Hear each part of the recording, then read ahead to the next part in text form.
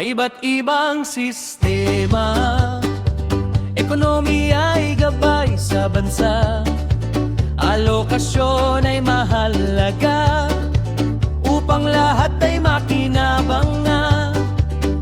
Tradisyon ang pinagbabatayan, kultura at paniniwala ang sandigan, pagkain, damit at tirahan, pangunahing pangangailangan. Ang bawat sistema'y may layunin, kabuhayan ay paunlarin. Tradisyonal, minanas sa nakaraan, maret economy, presyo ang batayan, command economy, gobyerno ang may hawak, mixed economy, balanse ang hinahanap.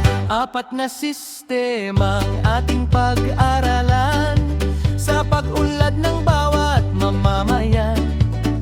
Kapag tama ang alokasyon, ulad ang ating ekonomiya at panahon.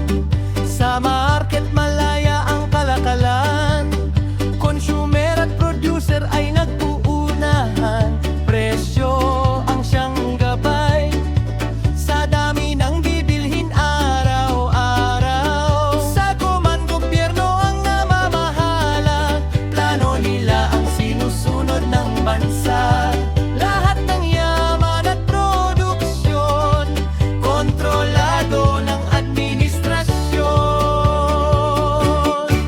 Ang bawat sistema'y may layunin, kabuhayan ay paunlarin. Tradisyonal, minanas sa nakaraan, maret economy, presyo ang batayan, command economy, gobyerno ang may hawak, mixed economy, balanse ang hinahanap.